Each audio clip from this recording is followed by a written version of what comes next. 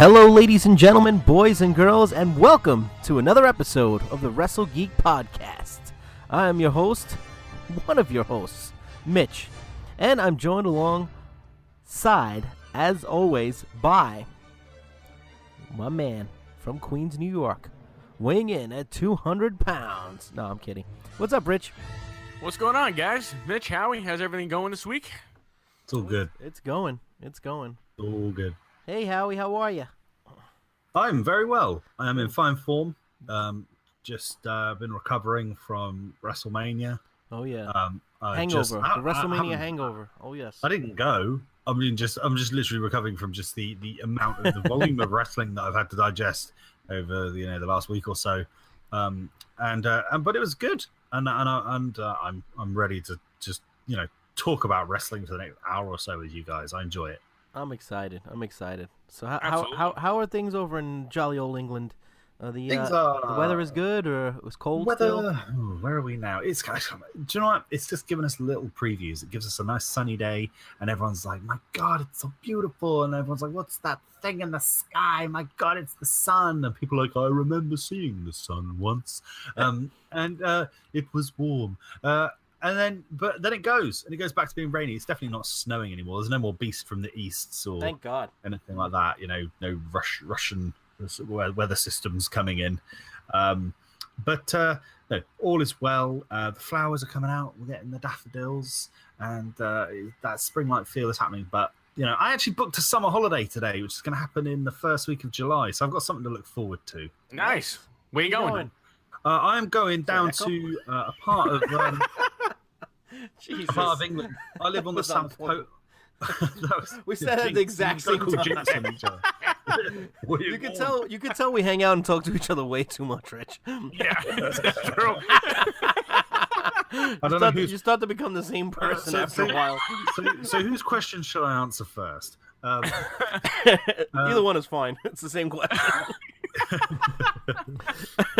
I'm going to a part of the United Kingdom, part of England called Cornwall. Oh, it sounds familiar. It does. Is the last name of the town Jackson? No. No. It's the most southwesterly kind of region of England. Okay. It's very beautiful.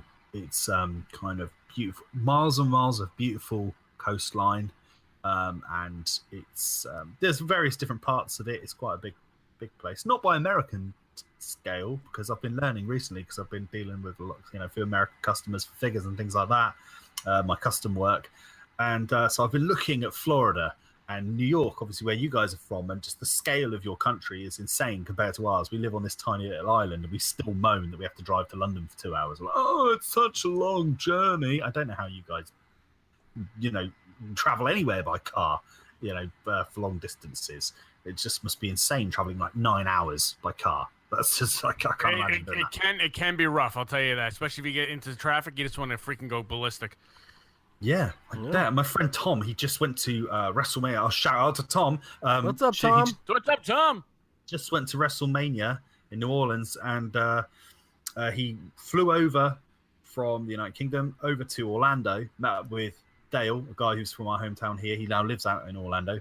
And then they drove for 9 hours from Orlando to New Orleans. And he was showing me photographs of the roads and things like that, and just kind of how empty it was. Like, just miles and miles of straight road, empty. But insane. He was. Now, I was saying how exhausted I was from WrestleMania. He really was exhausted, because he was like too much, man. He was doing a lot of traveling. It was like an 8 or 9 hour show. I think it's too much. Like it's overkill. I think it's way too much. I totally agree with you. And just take it from like me and Richie, who actually watched just about the whole thing live. It's exhausting just to sit on your couch and watch it. Could you imagine like being there for 8 hours?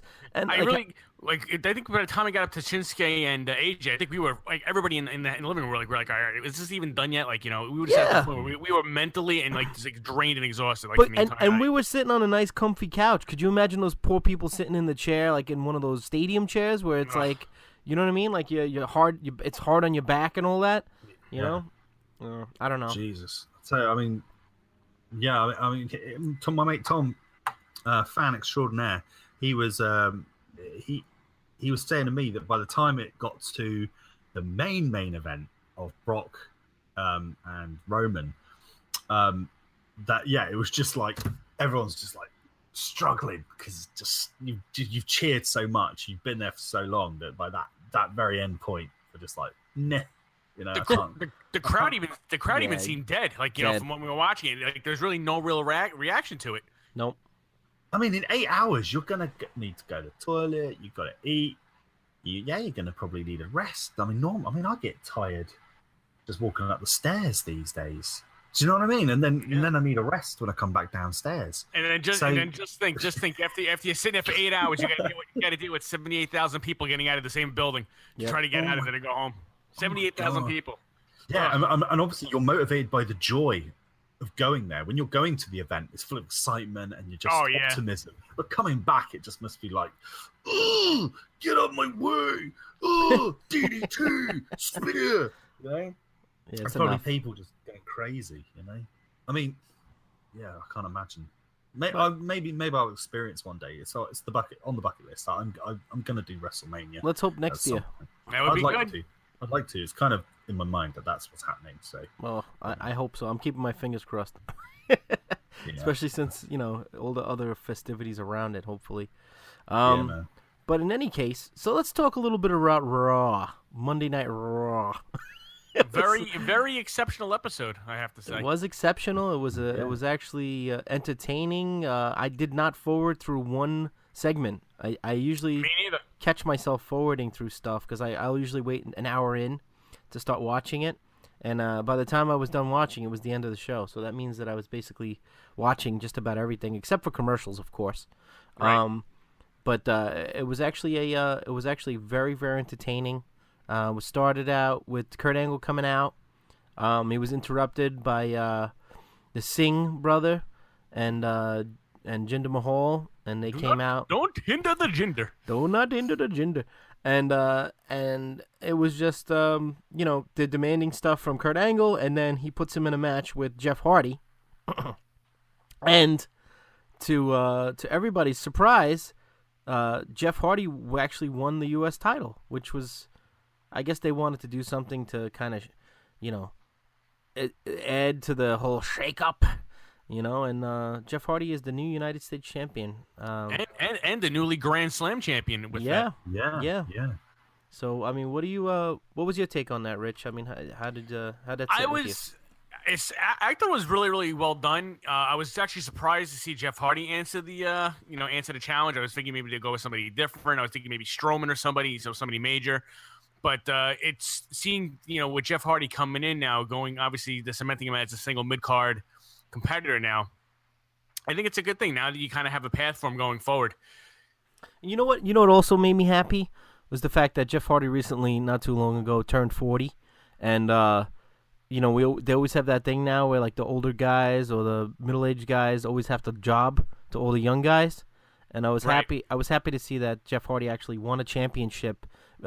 You know, in his 40s, because now he's, you know, officially in his 40s.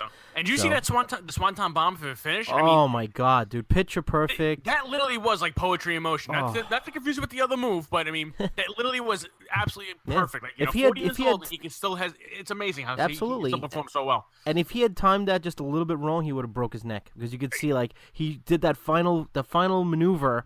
It just literally, his hair literally just grazed Jinder Mahal. If you go back and watch it in slow motion, it's impressive. You said, it is poetry in motion. Yeah. And Jeff is like evergreen. He's always cool. Yeah. He's always over as well. Well, maybe not if he's in TNA, but when he was in whenever he's in WWE, he always comes across as being like young and cool, and that's awesome, isn't it? That I mean, I think if you go back to the 90s or something, 30-year-olds, mid 30-year-olds seemed quite old, whereas these days I think like celebrity generally, I think these days celebrities seem younger longer. People in the public eye, like think about like Johnny Depp, for instance. That.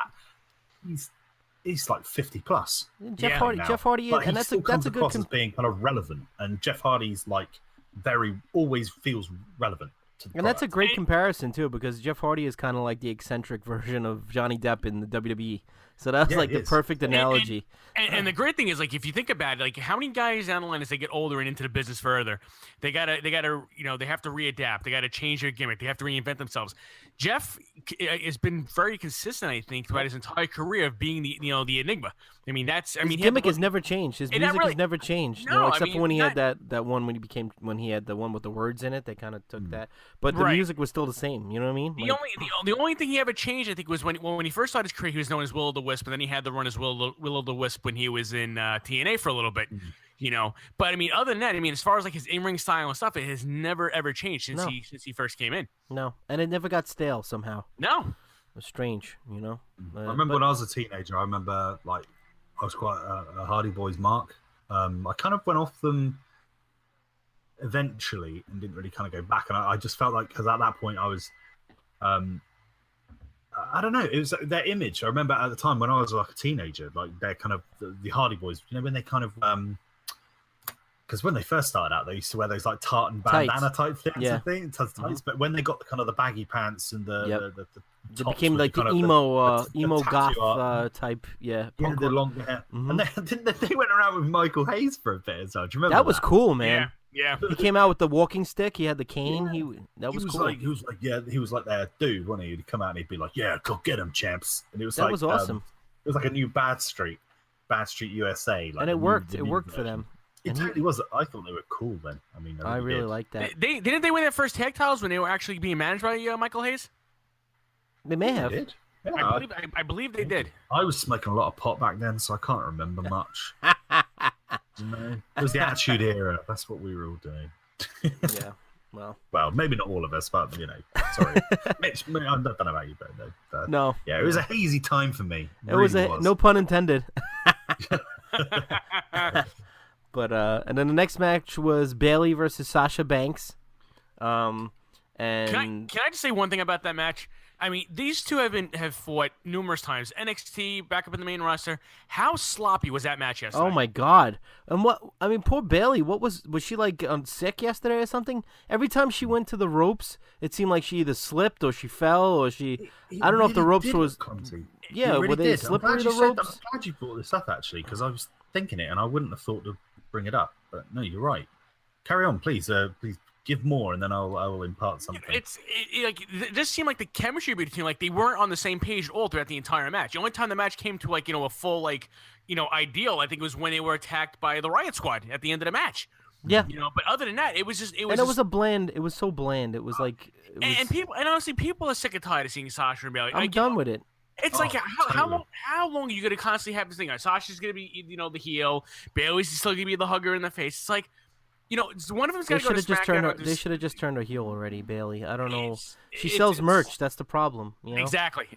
Years ago, stuff like that didn't matter. You know what I'm saying? Because you had the one main guy that was selling all the stuff, like he was either Hogan or Austin or The Rock or something like that, and they didn't have to worry about these things. But now all of a sudden, it's all these politics and merchandise that kind of like dictates what happens in a sense. You know what I mean?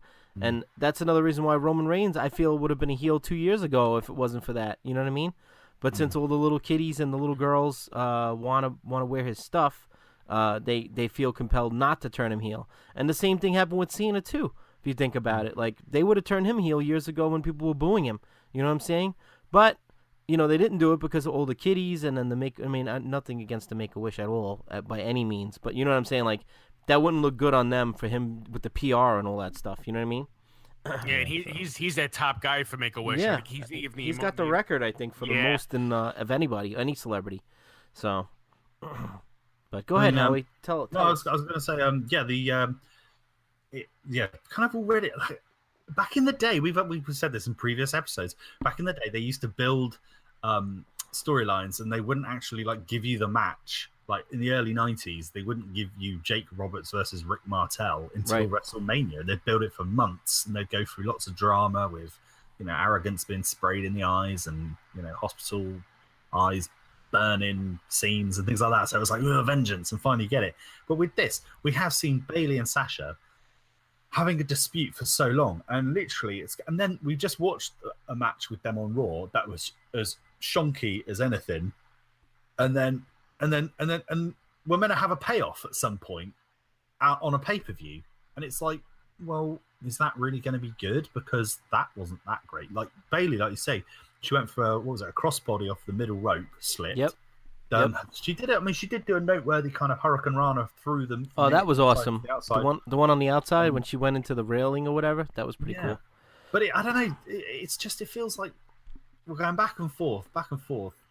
It's getting to the point where it's feeling like it's a forced feud now. Like, people, it's like they're throwing it at us constantly. And it's like, just change it up, or like, they're having a feud, and what happens at the end of the match? Okay, they're back together in force to take on the Riot Squad. Okay, so what was really established in having them feud to begin with? If they're gonna end up together in the end to go to fight these other people, the other women, it makes no sense. It really doesn't, and they should just be done with this. I mean, when we saw now compare. I know it's Raw versus like a pay-per-view type atmosphere, but. Like, compare this match, Rich, to the one that we saw when we went to TakeOver. Oh, my God. You know what I'm saying? It was the match of the night. That was match of the night. Maybe match of the month or the year even. You know what I'm saying? It was incredible. Everybody was on their feet when she won. You know what I mean? Like, it was just like, whatever. That was a classic. Moving on. So now we have the AOP versus Heath Slater and Rhino. Of course, unfortunately, Paul Ellering is no longer with AOP, which we kind of knew was going to happen. I feel like it takes away from their look when he's not there. I agree. But, after, looking it up and then kind of like debating to myself, I mean, I guess it kind of makes sense when Paul Ellering is in his 60s at this point. And maybe he doesn't want to be on the road with these guys, and he kind of was comfortable. Maybe he lives in Florida or something like that. He actually went on social media and said he actually loved to travel, and he was actually looking forward to being on the road with these guys. Oh, so that was a decision by management to not have Vince McMahon. To not go forward being with the team. Well, that's stupid. If that's the case, yeah. I mean, my thought. I mean, I didn't read anything on it. I just thought maybe it was because he's older and maybe he just was comfortable in NXT. Maybe he lives there. It's close to his house, something like that. You know what I mean? I heard that he does live in Orlando or nearby, so it was easy for him to do. And again, I think I was kind of led to believe through social media that it was a case that he wasn't going to be keen on traveling. So I'm surprised to hear about that he was keen on doing it. Yeah, me too. It's a shame because it is nice to have a manager, isn't it? Like a proper manager, like with because these guys can't talk. Yeah. I mean, when they did that whole bit where they were with Paul and they kind of ejected him, they left him at the ringside, and he comes back and he goes, "Are you out of your minds? I devised the plan." He did all that kind of stuff. He's so cool. They just do this kind of angry breathing thing, don't they? That's their main their safe zone, is that they kind of go, "Look, Paul." and let's be honest here. Dude, you need to get your inhaler. And let's be honest here. For a team that's so massive, I mean, come on, these guys are 6'4", 6'5", 300 pounds plus. What the hell kind of rinky-dink finishing move is that they do? With the side Russian leg sweep thing. Yeah. You know what I mean? Let's get some high. Come on. But they were also doing that double power bomb for a while. What happened to that? What again? If we go back to the same thing we said in previous episode, what the hell has happened to the power bomb? Right. Is it completely turned obsolete? As you know what I mean? This is Delete. come on. Yeah. Who knows? Yeah, I think it's one of those moves like. Power bombs, they can be done safely, can't they? I think with the ones that the AOP were doing, they did injure some people, didn't they? Where they kind of crashed. They crashed into each other and then they dropped them. Yeah, they hit each other's heads on when they clashed them together, and so that was a concussion thing. But I think I don't know. I remember hearing that a powerbomb isn't actually the worst move that you can take. I mean, it looks pretty freaking painful to me. But could you imagine somebody like Sid not doing the powerbomb as a finishing move? Oh I mean, God. come on. Yeah. I mean, yeah. I remember when he beat Vader with the choke slam in WWE, when he beat him at that In Your House, and then he's the one who went on to fight Shawn Michaels. Yeah, I remember. He beat him with a choke slam, and I understood that because he was a fat guy. You know, but I mean, I couldn't imagine him doing another type of, you know what I mean? Like the move was just so awesome, But, although, I mean, Sid did powerbomb Bam Bam Bigelow. Yep, they showed it in that. You know what's the funny part is I think that may have happened on like a Superstars or something like that. Yeah, it's hard to find, isn't it? Because I've never seen it. The only time I ever saw it was when they did a vignette. They put together like a music video of when he fought Diesel. Yeah. at that In Your House, the first one I think it was, the first In Your House. Yeah. And it was in a video package that they had put together, and you see him dropping Bam Bam with the power bomb. Yeah, I mean, I've tried to find it since, and I couldn't. Another power bomb of Sid's that because I know like you, like me, and me like you, we like the power bomb. Oh especially yes, Sid's power bomb. Oh yes. But there was one which happened on an episode of Raw, I think it was, very probably around 95, 96. It was when Marty Jannetty was having a feud with the 1-2-3 Kid, and Sid comes out and assists the 1-2-3 Kid because he's like the new acquisition of the $1 Million Corporation. And Sid power bombs Marty Jannetty on the outside onto the mat. Oh, really? And it was a heavy power bomb. And I did find it on YouTube a couple of years ago, and I think I favorited it, but then the video disappeared. But I always remember thinking, like, I would rewind it back and watch it, and the thud that Sid drops Jannetty onto the floor with is like, oh my god! It's like, oh, that's gonna work, mate. There's no easy way of taking that bump. No way. But yeah, I think it must be on their outlawed list in the ring now. And AOP, yeah, that finisher, that was the point you made, was it? That the finisher they use is just a bit limp in it. It's like a Russian leg sweep with a lariat. Very, very lackluster for a team of that size. So maybe it's just safe. Maybe that's the emphasis, is safety on everything these days. But it is a bit. What's it called? The last chapter, the final. Something like that. It's like because they're authors. Yeah, because he had those books or whatever. Yeah, and plus they're the authors of Pain. Yeah, I mean, which is kind of cool, and it actually makes sense, True. But in any case, so they won, and they went over. Yes. I can't always speak like a professional, It's and I'm sure people criticize that, but it's cool, whatever. I'm still a fan after all. In any case, so they went over. And like Richie said, their finish is it doesn't really it doesn't compliment them. So maybe they should look into that. And I wish Polar. The only other thing I was thinking of to kind of finish off this match was maybe they're gonna have Paul Ellering come back with another team to fight them or something. I thought that as well, but then the question is who would wind up being that can actually take on the two of those guys. Right? Who's gonna be the War Machine? Oh yeah, they just signed. Yes, they just signed those guys. That's right. Yeah. And he could be like, I don't need you guys. I got a better team or something. And then he comes out with the. Oh, they're called something else now. They're going to be not War Machine, but they're going to be called like the War Generals or something. I can't remember what they're being changed to. I could totally see like them like attacking. The authors of Pain from behind, and Paul Ellering kind of walks out like behind the stage. Mm-hmm. And it's like you dumped me to the side, and now now I'm going to teach you guys a lesson, what you guys actually lost, and and then has that team to destroy them. Right. That's it. It's got to be the same format, hasn't it? And then it creates a bit of a dynamic. That'd be cool, actually. Good programming, having him come back with another tag team to destroy them. That'd be awesome. See that? Yeah, once in a while I get a good one. I get a good one.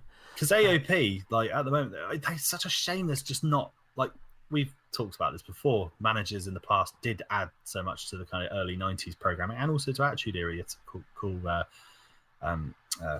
managers and valets back then. And although there was a lot of emphasis on the busty valets in the Attitude Era, as I do remember. Oh yes. But now it is a. I miss managers. We need. It's part of wrestling. It's part, like you said, it's part of the whole. Paul Heyman's of the future, will we? Right. Well, I mean, Paul Heyman could go at this point. I mean, I'm sick of him. Oh yeah. But it's because he's got a shtick with Brock. Right. Barack Lesnar. Well, he needs a mouthpiece because Brock Lesnar can't speak for shit either. I mean, because AOP, they just sort of like go. They'll say something in English. They'll sort of like go like, they'll be like, "We have come to destroy," and then they sort of like go, "Woobla, woobla, woobla." They may be part Samoan. Who knows? In subtitles, I'm sure it just sort of like says like it will say whatever it is in English, and then it will be in brackets when they make that noise. It will just say inaudible sounds.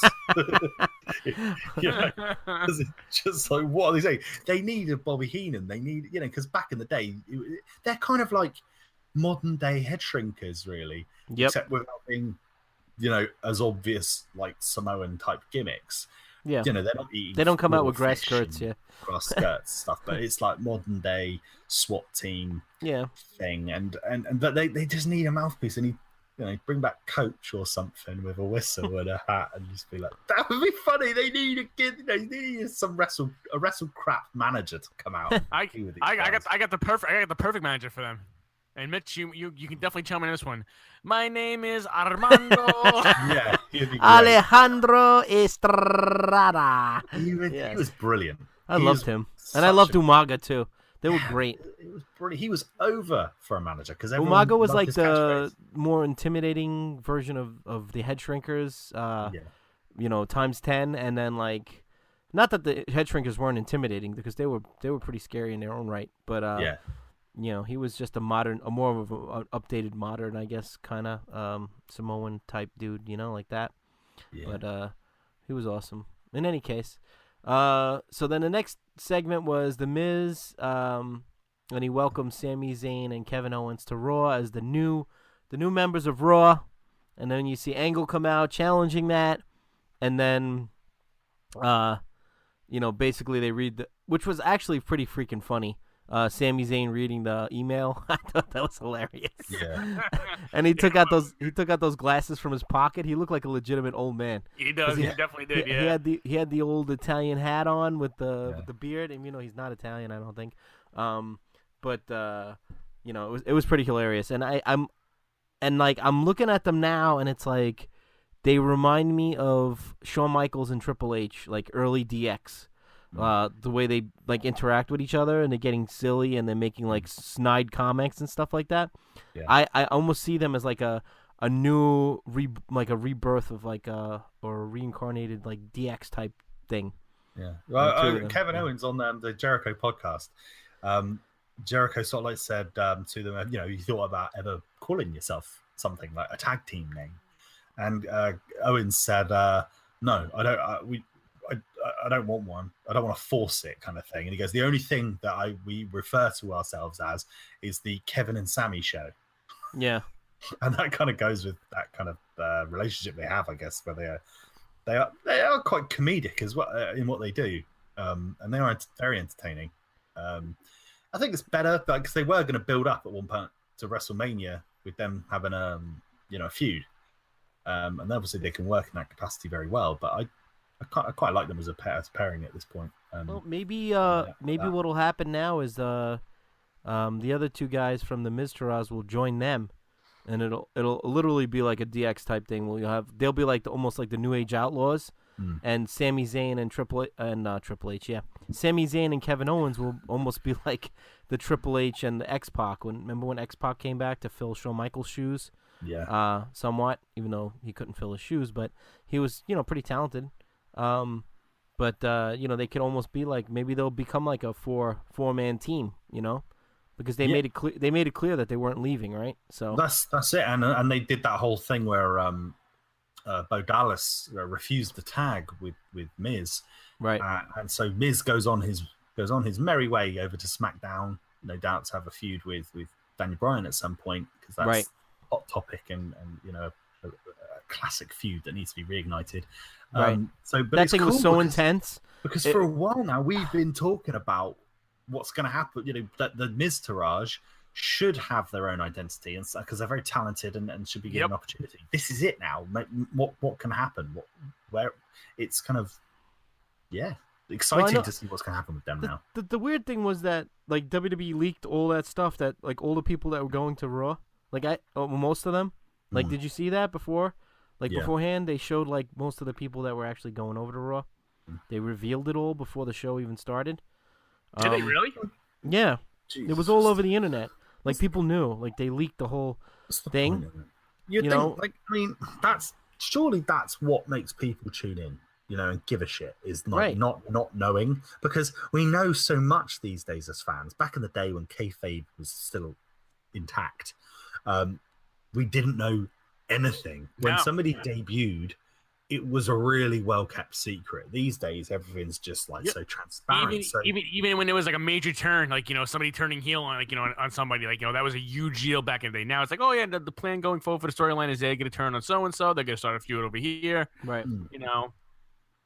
I don't know. I just like I said, it was disheartening. And then when when they said there was a mystery man, I was like, in my mind, all I kept thinking about was Daniel Bryan. I'm like, he's gonna be the mystery man. He's gonna be the guy to come out. I bet you. And then it was Bobby Roode, which was cool too. You know, they hit the glorious music, and it's funny because actually, Danielle, my fiance, actually predicted that it was him. And it was so well, weird. yeah, they said it was gonna make the Raw debut. So if you figure out who's been up for the last year that hasn't been on Raw, right? You kind of can narrow it down, like who was called up in the last year that hasn't, that debuted. So it was either gonna be Shinsuke, or it was gonna probably wind up being Bobby Roode. And obviously Shinsuke's in a feud right now with AJ. That's actually how she actually predicted it.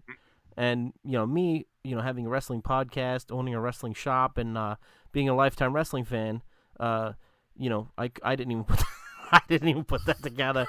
And also, I mean, we also have to take into consideration the fact that I can't remember what I had for breakfast yesterday. So I mean, you can't hold it against me. But she actually did predict that, and she was right.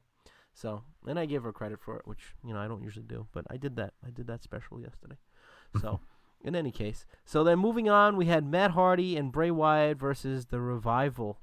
It was a good match, actually. It's a shame. My first reaction is it's a shame that they're doing this to The Revival. I don't know why they're the job team. Like they're getting buried. I don't know why they're getting buried. They used to be one of the teams that should be like at the top of the list of being tag champions. They must have pissed somebody off really bad. I don't know what they did, but they had, Vince must have been annoyed. Exactly. I think Vince is not high on them, and then that's all you need. If Vince isn't high on you, you're done. It's strange because he's like a old school guy, so you think that, if that is the case, it's just strange that he's not. Just like with Cesaro. Cesaro's like that old school like. Nikolai Volkov type, like he's got the accent, like the rough accent, and he's like the modern day Hercules, like he was back back in the 80s. But you know what I mean? He's like the foreign guy. You know what I mean? Right. Though? Like he has the foreign accent, like almost like like I said, Nikolai or Nikita Koloff or something. I don't even think he was really foreign, but Potsky, those guys. Yeah, but you know what I mean? Like, and I'm surprised that Vince McMahon doesn't have a little bit more oomph for him, But and then of course Hardy and Wyatt win. I kind of like their entrance. I like the way they mishmashed the songs. I thought that was pretty cool. First you had the Hardy, then it goes into the Bray Wyatt, and then when they finally make it to the ring, it goes back to Hardy's theme again. When he blows out the lantern, it goes back to Matt Hardy's theme. So I thought that was pretty cool. And I don't know. What do you guys think about this? Anybody have anything to add for this match? It's it was good. It was entertaining. It's a good storyline going forward. And the only question is how far they're going to go with it until either Wyatt turns back to being heel and on Matt, or if Matt just turns heel and goes against Wyatt, and Wyatt becomes a face. So it's going to be interesting seeing which way they go forward with it. Yeah. It's a good time with this tournament going on to have interesting teams coming out of the woodworks. And this one works, doesn't it? Because we had a lot of the feud leading up. I remember at one point we were a bit like, oh god, what are they going to do now? Hurry up and give us the payoff with the whole compound match thing. So to have this pairing, it works, and it just needs to be weird. That's kind of their thing. Be entertaining, be weird. Let's see what they can do with it. Yeah, I think it's all good. I enjoyed the work of both of those guys. So I'm looking forward to that, and I like the weird characters. I think it gives that wrestling needs more. Wrestling needs more personalities. Yep, definitely. And the chemistry these two have together are really good in the ring too. They really feed off each other very well. They're good, and I like that he went back to the. I like the polite nature of Matt Hardy. Like he'll sort of like they'll do something and he'll go, and he go, "Thank you." He'll thank Bray Wyatt for something. Or like, do you know what I mean? Like, yes, it's really open. And you can see the kind of conversations they're having, and it's like, and what was it he said the other day? Like they did something. They sort of go wonderful together. It was is that on Raw? I can't remember if it was wonderful. They said a word together. They did something, did a move, and they both said it. And I think they're trying to make that a catchphrase so that the crowd will all join in and say it at the exact same time, right? Delivering a certain move or something. Yeah, like when the Dudleys used to go, "What's up?" It'll be like that. Yeah. Yeah, I think they said wonderful or something like that. But it was a wonderful, really funny, very comical and weird. But that's what we want from it. Absolutely. So, and then Mickie James versus Ember Moon was the next match. I like this match actually. That that total eclipse or whatever she calls that move, that looked so awesome. Mickey James sold it like a champ. Oh yeah. Oh, and she like flipped over. Forwards. Oh, it was awesome. I was like, holy shit. Yeah, she's I feel like they should have given her the title one more time, like she came back, but whatever. I mean, she can keep up with these youngsters. She's not that old herself, you know what I mean? And she's probably in the best shape of her career right now. Absolutely, I think. She's definitely the most fit of her career. I'm interested to see what I wonder what the dynamic is with her and her other half, Magnus. Oh yeah, that's true. From TNA. Aren't they married? He's the current NWA champion. Oh, that's right. He is. He is the current. Yeah, NWA I remember champion, seeing right. that on a YouTube clip because I don't really watch TNA anymore or whatever it's called. Well, he's not in TNA.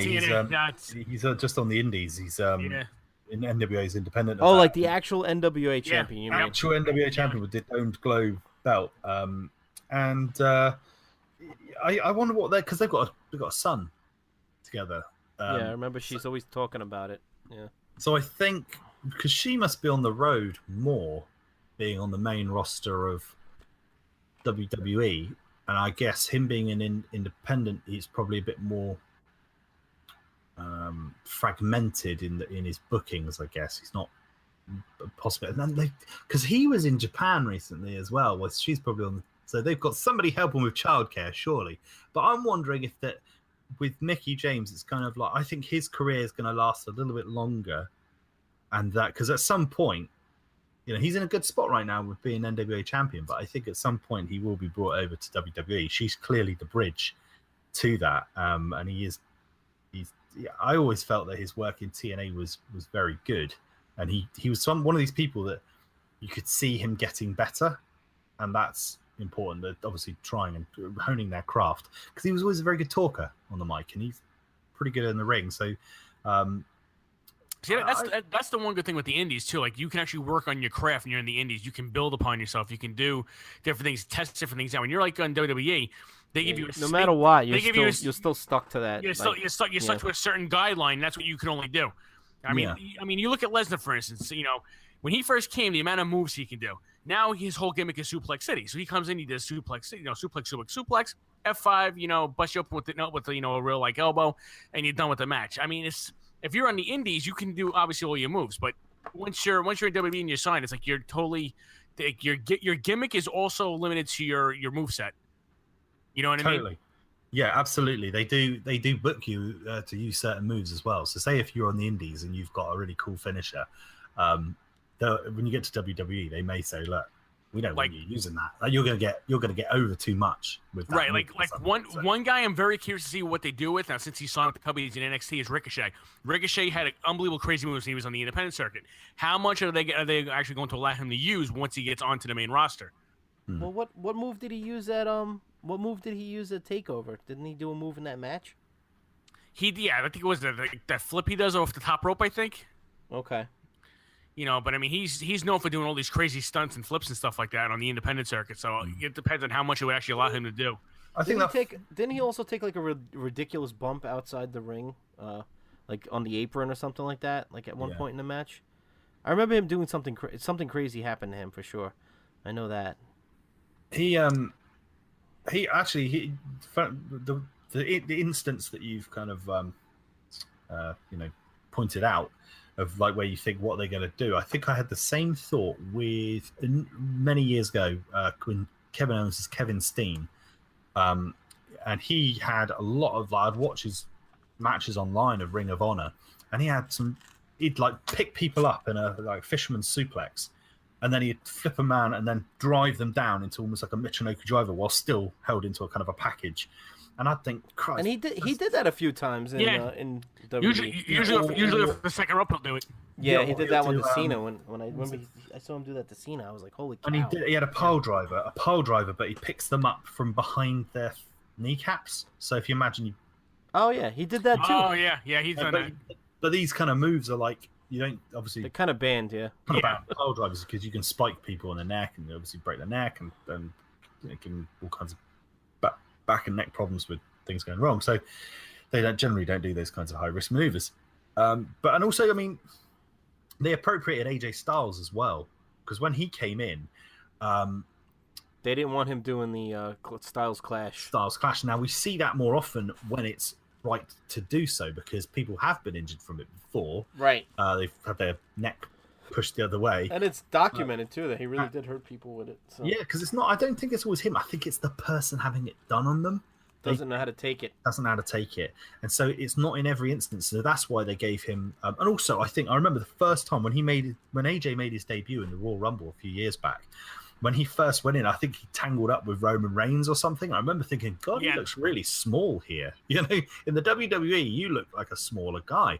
And I think at that point, they probably made that decision where they said, well, you need a move that you can do on everybody. And that's where this phenomenal forearm. The forearm, yeah.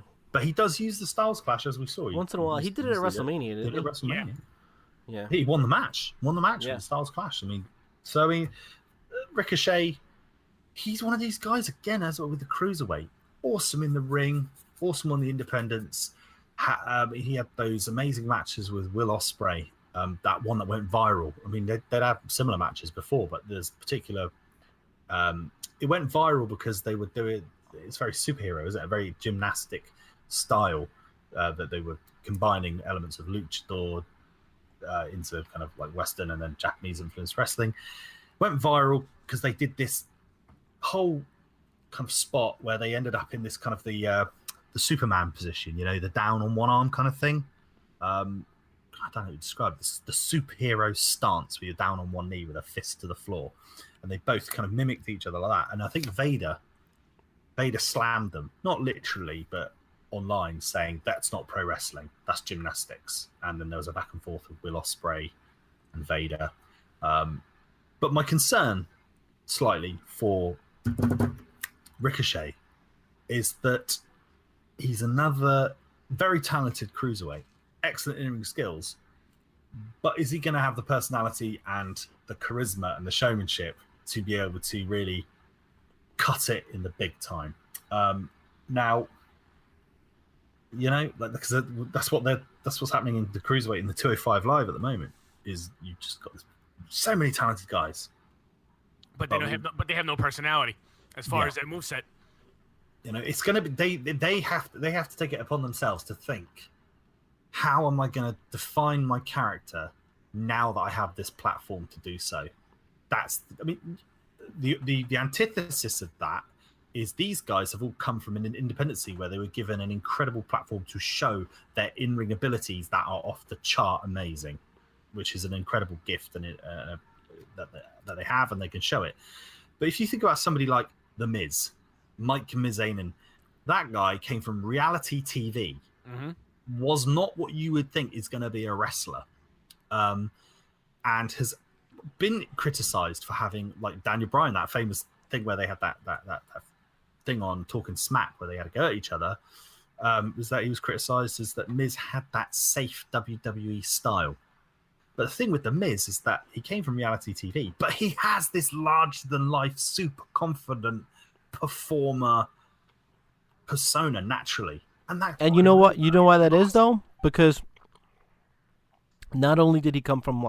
He didn't just come from reality TV. The good thing was that he was like a lifelong wrestling fan. Yeah. So even on the real world, he was doing wrestling moves on people and stuff like that. So he already had that like almost backyard wrestling training. You know what I'm saying? Which is kind of like, you know, I have to use it as an example, but it was like with me. Like I did, you know, we all wrestled when we were kids and stuff. And then when I went to wrestling school, they were like, how do you know how to do all this stuff? And I was like, well, I wrestle at home with my friends. You know what I'm saying? It's not brain surgery. I mean, you can basically pick out, I mean, aside from the formalities and stuff like that, of like calling matches, you can pick apart like how to do a move, you know, and not hurt somebody. You know what I mean? If you're smart, you know. So it's kind of cool that he almost had that at-home training. You know what I mean? Like he almost. So, but you're right, 100%. Like, you know, Miz is. It's the defining characteristic, and people, especially, I mean, in independence where people really appreciate wrestling for wrestling and the in-ring ability, these guys get over because they are so brilliant in the ring. But at the higher level of Western wrestling, so the WWE, which obviously has conquered that market in its entirety, you need characters and you need entertainment value. through character and communication, and that's sometimes where they I mean, here's a really crazy version of this. Somebody who reinvented themselves to become charismatic, even though there was a language barrier, and has got over incredibly, is Shinsuke Nakamura. If you go back 10 plus years, when he first became the New Japan Pro Wrestling IWGP champion, he was really, really boring.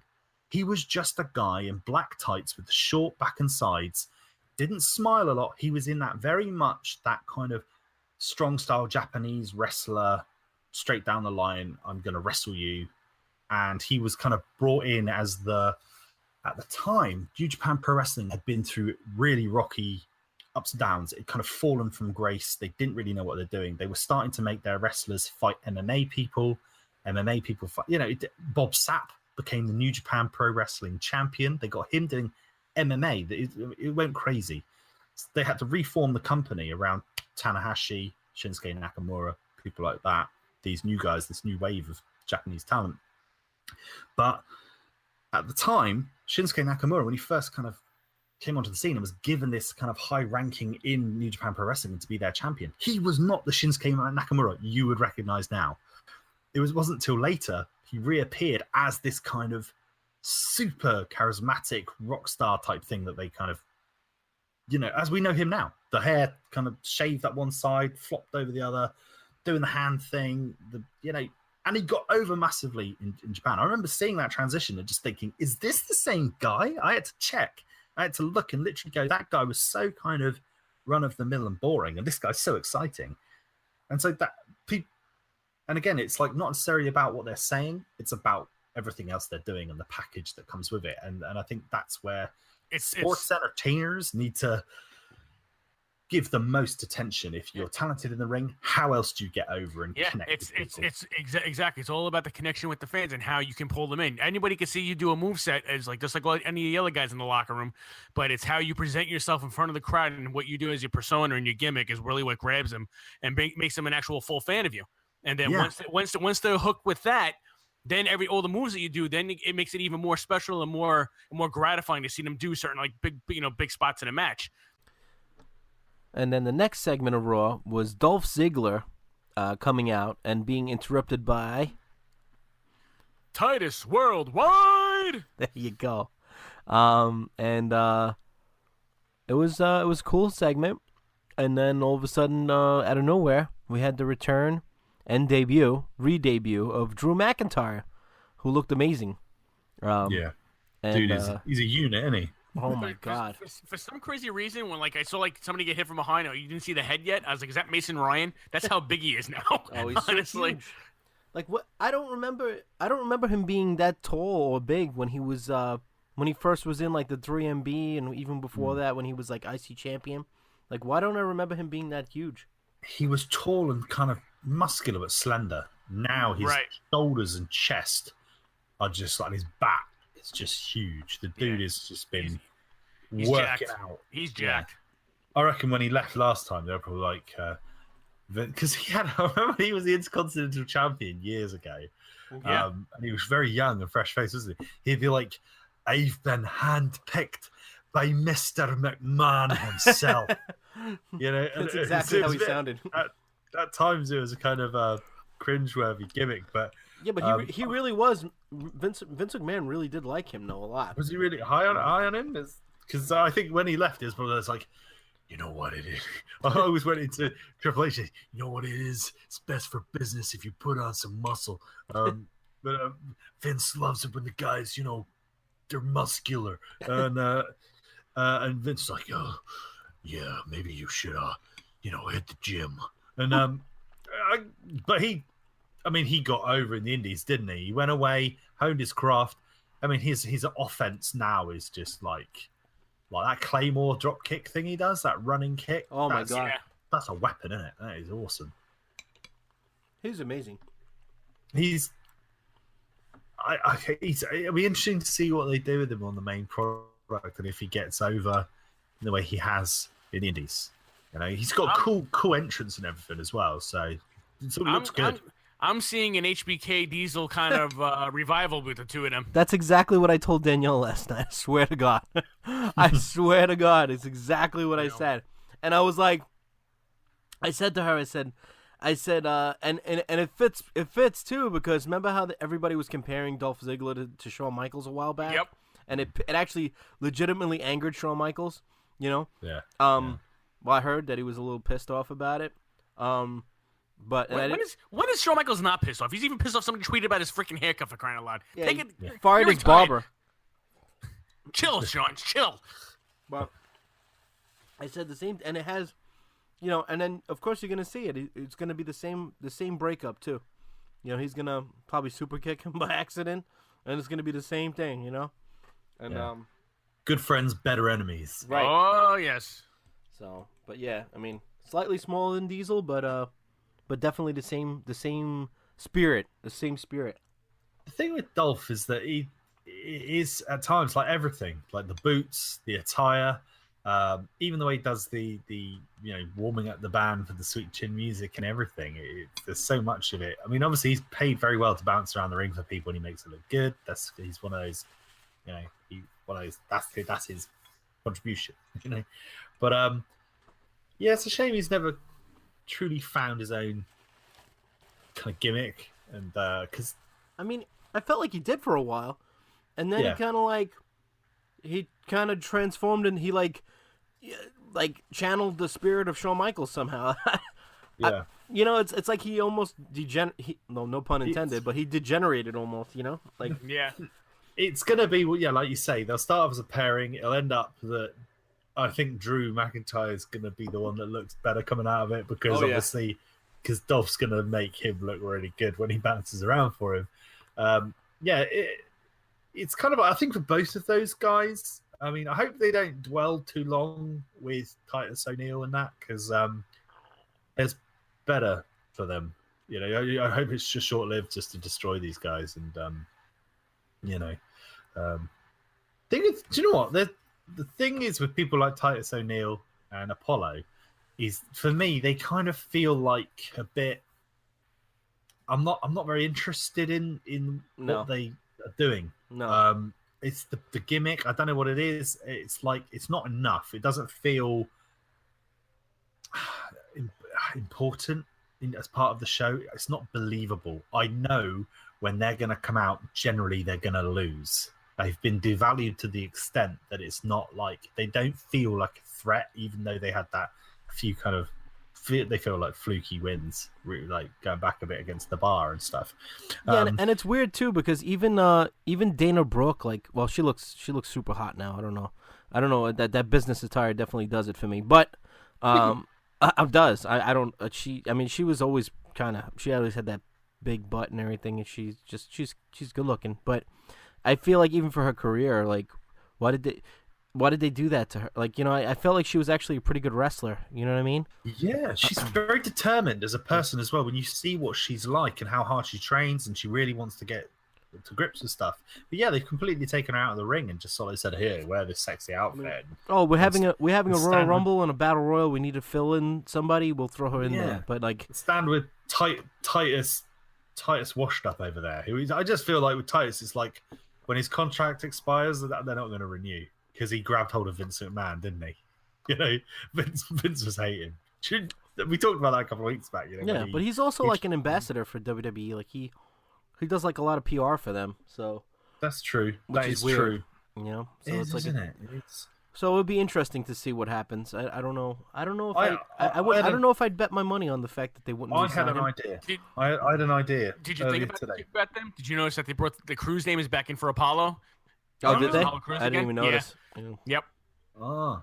Did they say it multiple times, or did they just slip? They did, and we also has the T-shirt now since Apollo Crews on again. Oh, I saw that. I did see that shirt. I did see the shirt. That is weird. For a little while, they all forgot his name. Unbelievable. I mean, I had an idea, which was that the roster these days is so stacked with talent coming in. I mean, you look at what was happening just with this shift of what's been going on with the superstar. What do they call it? The shake-up, not the draft. It's not the draft anymore. Can't call it a draft. Can't call it a draft. So they there's so many talented people, and some they don't always get the biggest bite of the apple. You know, they can't always be top guy. And so you know how we've got NXT, that's the developmental area. Then we've got main show. What they need now is, I think they need something called WWE Overflow, and it's basically where the overflow go. And I would put Titus into Overflow, which is people that they're in contract still, so they need to be working, but we don't really want them in NXT because they're not exciting enough, and we don't want them in main show because they're too boring. So we put them into WWE Overflow, and that's where they will remain competing until their contracts expire. It's a modern day Superstars main event kind of thing. It's like a limbo. Yeah.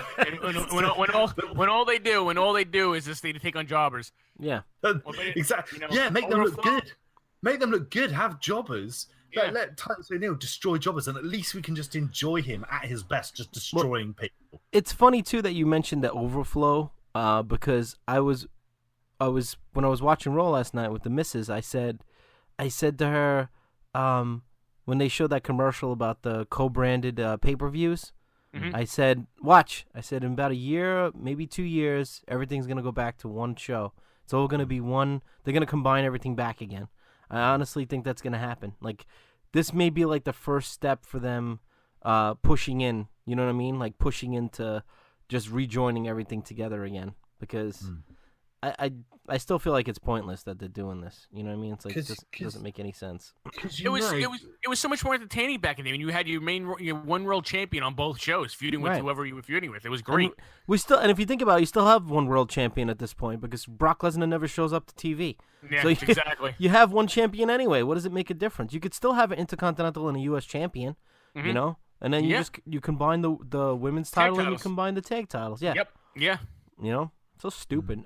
Or maybe give the women another belt. You know what I mean? Like, why don't they have an Intercontinental belt? You know what I mean?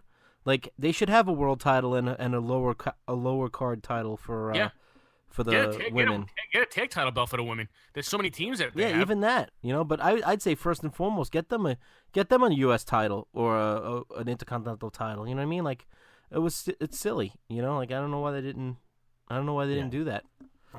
But apparently SummerSlam, I heard a rumor that the ladies tag titles are going to be ready for SummerSlam.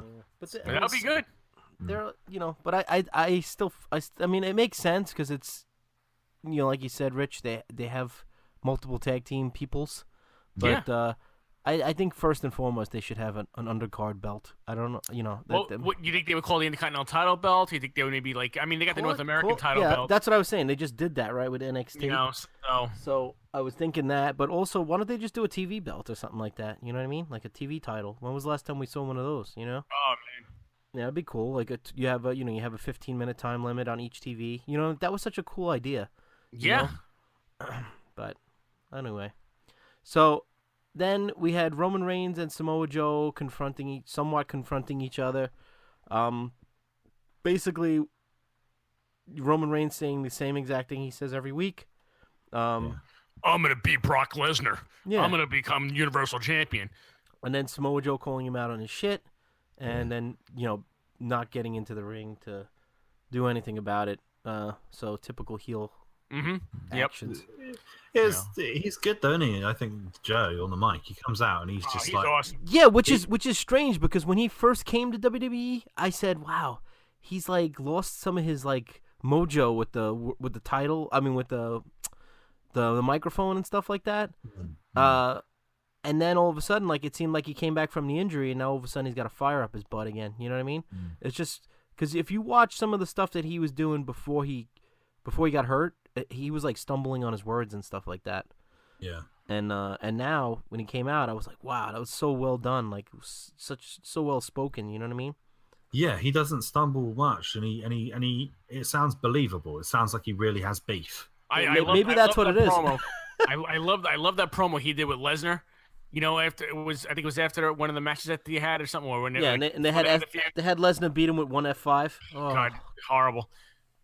Yeah, that was. You know, but That was stupid. But I mean, with the way his promos were going against Lesnar, he looked like the only credible guy that could beat Lesnar. Because he's a big, he's like a wide, burly looking guy. Yeah. So, but whatever. So that was a cool segment. And then we had Natalia. I don't get a pop. No pop at all. It's just like her music. You could have literally heard a mouse. You could have heard a mouse fart when she came out. Yeah, it's like nobody cared. Which is she sad. Had been drafted. Which is sad because like she's actually we talked about this before on the phone, but it's like she's so talented, but it's like she doesn't. It feels like she doesn't get an appreciation, and I think WWE is to blame for that because they don't promote her properly. You know what I mean? So she's suffering from the same disease as Randy Orton. Which is that they've just been typecast within the same role that they always have been. It's like she's coasting. She's just coasting along, And why people at that point in their career should just accept, or they should welcome someone like Natalia should welcome some kind of diversity to her character or her gimmick. Yeah, but even still, like she's always updating her costumes. It's not like she wears the same thing every week, like like Randy Orton kind of. Like he's always got the underwear.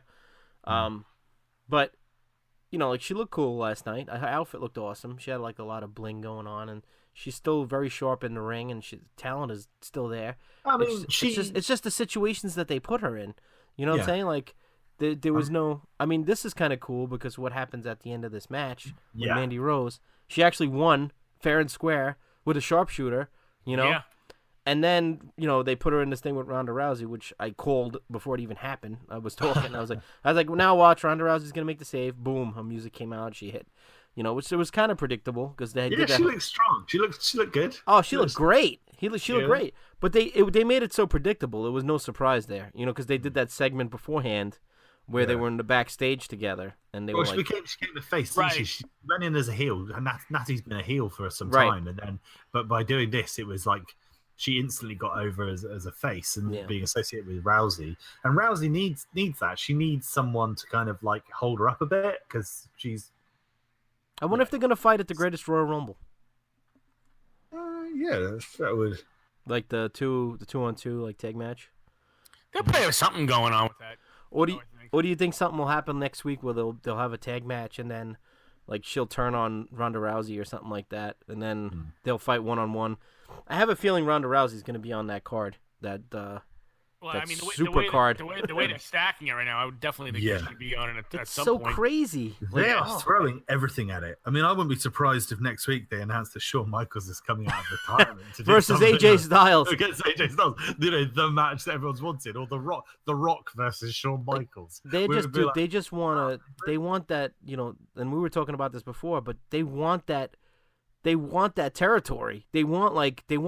There's like so many million or whatever it is people in India and all over the well, they just signed a 10-year deal with Saudi Arabia for TV. Did they? Yeah, that's why they're kind of doing that. That's for them. That's like an untapped resource. Like all those the customers over there. Like that's why they made they did the whole thing with Jinder and everything like that when he won the belt. Yeah, it was Jinder's gonna win the US belt back. Oh, absolutely. Oh yeah, for sure. Exactly people are gonna go ape shit when he wins it. He'll be like lauded like a hero. He'll probably be the main event, and they'll be like absolute nutsoid for him. And then so next we had the super entertaining Breezango, which I think these guys are awesome. They're hysterical. They're not only super funny. talented, but like Richie said, they are super hilarious, and their gimmicks are cool. They're funny, It's one of those ones where it feels like they've been given a bad gimmick on purpose, so and then they made it work. Wouldn't get over, and they've made it work, which is it's the secret to any great kind of sports entertainer. Triple H did it. He was given a blue blood, and he made it into something that was really workable, and eventually became the game. So these guys, they are funny. That whole even the polka dots with Dusty Rhodes. That's another thing. Remember, like that was supposed to be like a rib, kind of. They said, but then he wanted to make it like he's known for that now. Like in his death, people are wearing polka dot handkerchiefs and armbands and stuff like that. You know what I mean? So totally, and it just shows, just be committed, and it's whether the audience as well want to kind of go with it, but. yeah, it is fun and it's funny, and it was good to see them get this win. And I was happy. I was so happy when they won. Yeah, And it was a nice. He did what he do? Shoot, sunset flip, right, or something like that, and he beat him. That was cool. Good match. I mean, because the bar at the moment, they have been doing jobs for people, but I don't feel like it damages them. No. I think they're kind of like even though they're losing, like they lost to Braun Strowman at WrestleMania, but it was kind of extenuating circumstances because they're doing this gimmick with Nicholas and everything. And so you're like, okay, they had to do the job there. It's made everybody happy. And then with this, you feel like, oh, they eked out this win. So it was like, that's good. It's good for the tag team division to have teams having good, strong competition. It's good for business. It's good for business. That's probably what happened backstage. He's like I can imagine. He's like, Paul. He's like, I don't understand why you want us to job again. It's like, look, go out there, job for Fandango. I sound like Fandango, don't I? Doing that. So he's like, what are you wearing? You wearing a dress? He's funny. I still get music. I get his music stuck in my head as well. That kind of love it. Yep. Fashion police. That's fashion police. Proper wrestle crap, that, isn't it? Brilliant. Yeah, that's cool though. It is. But, love it. And then we had the last match was the main event. It was a 10-man tag match, 5-on-5. It was actually a pretty good match. I enjoyed it. We saw Bobby Roode come out for the first time on Raw ever. And we also learned from Corey Graves that the Bullet Club, Battle Club is for everyone. Well, did he say that? Yeah. Yeah. He said Bullet Club by accident? He said Bullet Club, yeah. Well, that's a no-no. And then also, and then there was dead silence on his end, so he was getting his ass shoot out by Vince McMahon on the headset. God damn it! I said not to say Bullet Club. When I woke It's up the club. When I woke up this morning, I did what everyone does now, which is you just the first thing you do is you pick up your phone and you go on social media before you say anything to anybody in your life. Before you even get up and take a piss, you look at your phone to see what's going on. That's exactly what I do. You wake up. I also hoping that I see money in my account. You ignore your wife. You ignore your family. You sit there for at least 20 minutes going through all the different avenues of social media to see what's going on in the world and to make sure that you are ready to take on the world. And the first thing that came up on my Instagram was a picture. It was a picture and somebody had doctored it to make it look like Corey Graves had been released. And it's sort of like, when WWE guys, we wish them well in their future endeavors. And I had a picture of Corey Graves. And I thought, how can he be getting released? This he's awesome at what he does, and he's a great part of the product and very relevant and modern and cool. And then when I looked a little bit further, I started understanding, it was a joke because of this whole, Bullet Club slip that he did. So it was like, I thought it was hilarious, and it kept coming up on my feed today. All these different memes showing like you say, people do like speech bubbles. Like coming out of his headset with sort of like saying "you're fired" in his ear, unbelievable, love it. But, Bullet Club was a good match overall, and we saw the good guys. The face team goes over, and it was a bit of a cluster funch, wasn't it? It was a classic cluster funch at some point. Yeah, this one was just like, right, we've got all these new guys, we need to get them out there. So let's just put them all in one really big match. And they're just like, there we go. And Bobby Roode, he was there, wasn't he? Being glorious. I feel like I'm interested to see what he's going to do in Raw. I hope they mix it up a bit with him, do something different. I want him to turn heel again. Yeah, he needs something. He's lacking. He was brilliant in NXT, and then now I feel like he's just kind of become a bit like. Yeah, but you know what? That happens to everybody when they come to the main roster. Just about. True, isn't it? How? It's supposed to be the opposite. It's supposed to be like when you get onto the main show, there's something like, bang, here they are. Now they're better than ever. But instead, it's sort of like what seemed so appealing before. Suddenly, it's just like, well, yeah, I suppose it's quite good. Yeah. And he's become a bit one-dimensional. Oh, Bobby now. I was such a big fan of him in NXT. I loved everything about his entrance. I couldn't get his music out of my head. I was like, this dude's so cool. I love the gimmick with the hands when he winds it up and he goes glorious and everyone joins it. This is awesome. But now it's all just a bit like, you know. It's very bland. It's run its course. That's it. What about Lashley? I mean, I don't know. He gets That was his- that was- that was no his- reaction, right? He, And, he didn't get a reaction. When he had his What? first in WWE, right? he was always a forced champion, wasn't he? He was always pushed upon us. I remember, like when he became ECW champion, it was like Yeah. that's not what people wanted.